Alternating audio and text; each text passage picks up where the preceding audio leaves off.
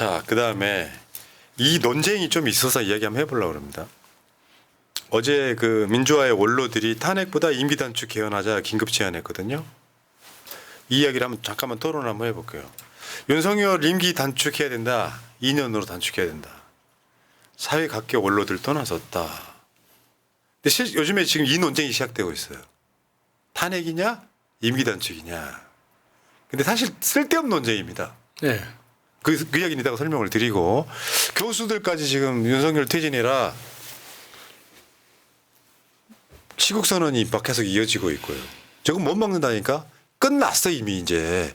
만약에 말이에요. 민주당 포함 민주진보 세력이 이거를 위하무야 윤석열을 그냥 아무런 임기 단축도 못하고 넘어가잖아요. 우리가 져요 나중에는. 그러니까 민주당의 어떤 생존, 민주당의 집권을 위해서라도 윤석열이 정상적으로 임기가 끝나는 건 불가능해요. 그거는 민주당을 위해서 민주당이 살고자 하면은 어쩔 수가 없는 겁니다. 만약에 그 윤석열이 진짜 임기를 정상적으로 마친다고 생각해봐요. 그러면은 국민들이 민주당을 찍어줄 것 같아요. 절대 그런 일 없거든요. 그러니까 이미 배가 떠나버렸어요. 네. 돌아올 다리를 불살랐다고. 그럼 결과가 나와야 돼. 윤석열이 죽든 우리가 죽든 해야 돼. 근데 방법이 뭐냐. 뭐 있죠. 방법이 첫 번째 사람들이 등장하는 당선 무효라는 얘기 했잖아요. 예. 원칙은 맞는 말인데 방법이 없어요. 예, 그 당선 무효를 하려고 해도 일단 임기를 끝내야 돼요. 이게 탄핵이 됐든 하야가 됐든 일단 어떤 법적으로 임기가 끝나야지 당선 무효로 만들어가지고 그러니까 당선 무효는 대통령 자격을 박탈시킬 수가 있는 거예요. 우리의 뇌피셜일 뿐인 거야. 현 시점에서 윤석열 당선 무효시키는 방법은 그렇죠. 없어요. 아, 네. 민주주의 당선 싫다. 무효인 건 맞지. 나중에 윤석열 탄핵시키고 윤석열을 법적 처분을 할 때 여러 가지 헌법재판소 등을 예, 통해서 그건 당선 무효였다고 판결 내리는 건 임기 예. 끝난 후라니까. 근데 당선 무효를 시키는 게 누가 나한테 뭔 탄핵이냐고 당선 무효라고 해서 내가 물어봤어. 예. 방법이 뭔데요? 당선 무효시키는 방법이 요래. 자, 그럼 하시고 그러면 임기 단축, 그러니까 임기 단축에는 좋은 뜻은 들어 있어요. 예. 왜냐, 임기를 단축하는 게 지금 3년만 하라는 거잖아요. 윤석열이 2년 6개월 때 6개월 사이에 윤석열이 자발적으로 개헌도 하고, 그러니까 이재명을 위해서는 그게 더 좋아. 그렇죠. 개헌해가지고 8년짜리로 바꿔주면 되는데 탄핵이 되면 이재명 대표는 인수위도 없이 바로 취임해야 되고 이 과정들이 또 있어. 그리고 피곤해. 이재명은 5년으로 끝나. 뜻은 되게 좋은데 아, 또 취임식도 못 하잖아요. 짜증나. 국회에서 로텐더홀에서 그냥 로텐더 선수하고 끝나죠. 그러면 저 원로분들의 말씀은 원칙적으로 맞아요. 근데 왜 지금 왜 이게 논쟁이 되느냐에 대한 이야기인데 원칙은 탄핵이 돼야 맞습니다. 그러니까 저는 원칙보다는 현실적인 방법으로 많은 분들이 그러니까 오늘 그 기사처럼 원로 선생님들이 그러니까 이게 임기 단축을 이야기를 하고 또 어떤 사람들은 그 자진 하야해야 된다. 탄핵하면 시간도 걸리고 절차가 필요하기 때문에 거기에서 또 리스크가 생긴다. 그래서 자진 하야하고 정상적으로 이렇게 그 국정을 운영해야 된다 이렇게 이야기를 하는데 저는 임기를 단축하든 하야를 시키든 결과적으로는 탄핵 운동을 통해서 그 둘 중에 하나를 만들어낼 수 있다고 봅니다. 그러니까 사실 국민들 마음속에는 가장 강력한 도구밖에 생각이 안 나거든요. 가장 센 몽둥이가 있는데 저 약한 몽둥이 들고 우리 같이 싸우자 하면 누가 같이 싸우겠습니까? 국민들 마음속에는 이미 탄핵이라는 몽둥이가 심어져 있단 말이에요. 그러면은 탄핵을 향해서 달려가다 보면 중간에 정치적 협상을 하겠죠. 실제로 그러면 그게 탄핵 과정에서 그 헌법재판소로 가든지 안 그러면 헌법재판소 넘어가기 전에 뭐 윤석열이 알아서 판단해가지고 내려오든지 어떤 그런 여러 가지 정치적 협상이 있을 텐데 처음부터 하야하세요. 아니면 임기 단축합시다. 라는 카드로 시작하면 사실 아무것도 안 된다고 보거든요. 우리는 항상 빠지는 오류가 그겁니다. 상대방이 정상적인 사람이라고 가정하는 거예요. 그러니까 우리가 항상 지는 거거든요. 상대방이 사람이라고 생각하면 안 돼요. 그러니까 이런 게 있어. 지금 그 개혁신당까지 포함해가지고 192석이고 예를 들면 가장 좋은 방법 중에 하나는 개헌해가지고요. 윤석열 임기를 3년으로 못 박는 방법도 있어요. 국회가 할 수 있는 최대의 권능이야. 다만 그럼 국민투표가 가능해야 돼. 지금 여론조사하면 국민투표로 그게 가능해요. 첫 번째는 사법 처리는 그 후에 하는 거죠. 그런데 그러니까 의석이 야당 의석이 압도적으로 많다 보니까 온갖 시나리오들이 있는 거예요. 탄핵을 먼저 이야기하지 않는 사람들은 뭐가 있냐면 과정이 너무 고통스럽다. 맞아, 예. 고통스러워. 근데 이런 측면도 있는 거지. 임기 단축해야 된다고 하는데 윤석열이가 아 그래요? 임기 단축하겠습니다 하겠냐고. 안 한다고. 예. 그래서 아까 말하는 순서가 바뀌었을 수도 있어.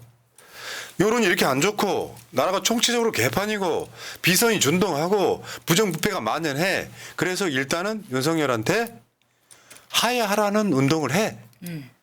근데 윤석열이 꿈쩍을 안 해. 그러면 빌드업을 해서 단계를 수위를 올리는 거예요. 네가 자발적으로 안 내려오겠다고 하면 탄핵으로 간다 이건데 이분법적 구조를 가진 사람들은 아니야 탄핵이 맞아 아니야 하야가 맞아 이렇게 할 필요가 없다는 거예요. 단계를 올려가는 거지. 너 지금 봤을 때 끌려 내려올래 스스로 내려올래가 첫 번째 단계인 거고 네. 그 말을 아주 개무시하듯이 하잖아. 나는 뭐 밖에 생각이 없고 국민의 돌 던지면 맞고 가겠다고 했잖아요. 네.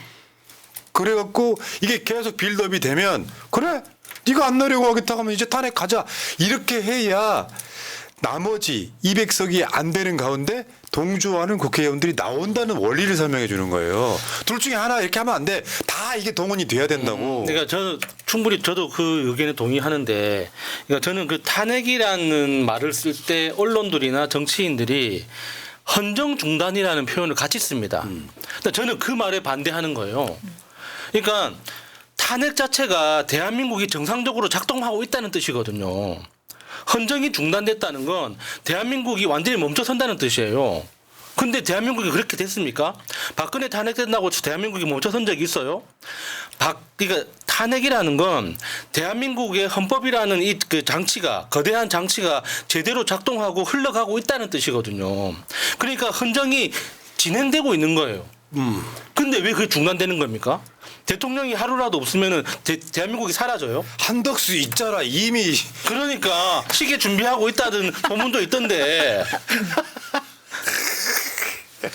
아 그러니까 이게 뭐가 맞아가 논쟁의 의미가 없다니까요. 결국은 내려오는 건데 원칙은 탄핵이 맞지만 처음부터 탄핵을 걸지 말고 임기 단축 개헌을 걸자라고 하는 저 어르신들의 깊은 뜻이야. 아, 알겠습니다. 저거 어차피 안 받을 거 알잖아요. 근데 처음부터 탄핵을 외치면 반발하는 보수 세력들한테 보수 세력들도 윤석열 못한다고 인정하잖아요. 그럼 임기 단축해서 평화롭게.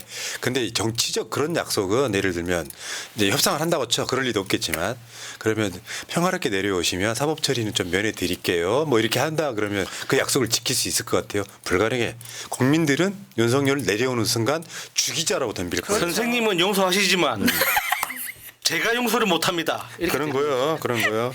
자, 그러니까 그런 논쟁이 필요 없고 마음속에 무조건 윤석열 탄핵밖에 없지만 어떤 정치에 대한 분들이 뭔가를 걸었을 때 굳이 비판할 이유가 없다.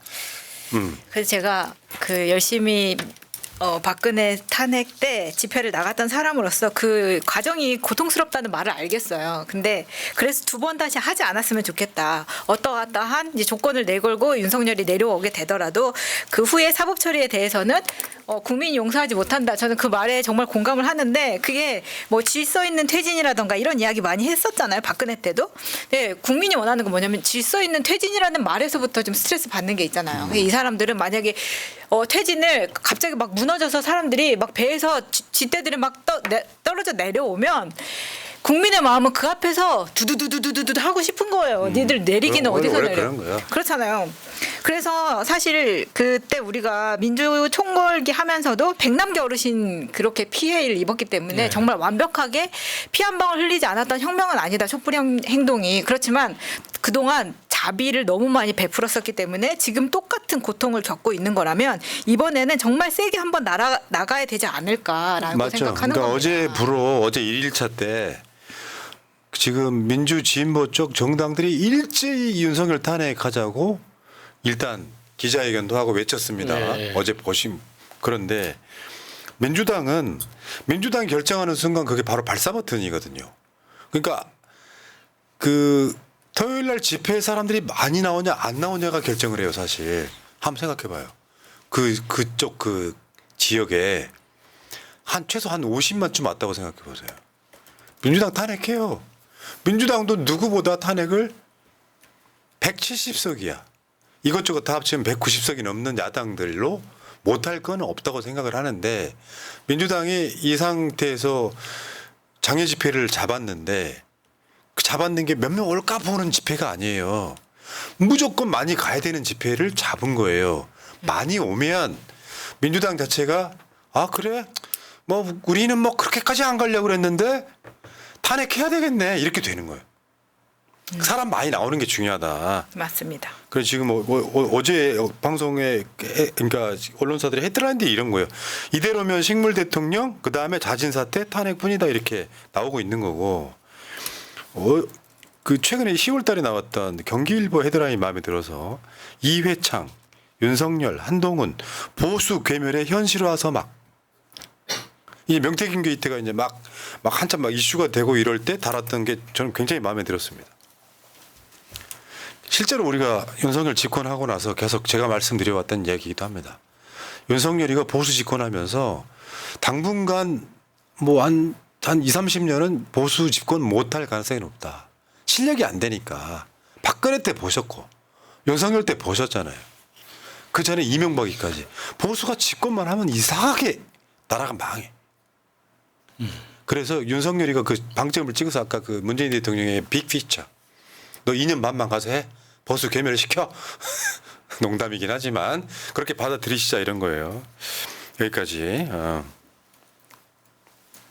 이성진님 대표님이 보자고 하셔서 안 나갈 수가 없네. 당원 동지 여러분 내일 집회에서 만나요 하셨습니다.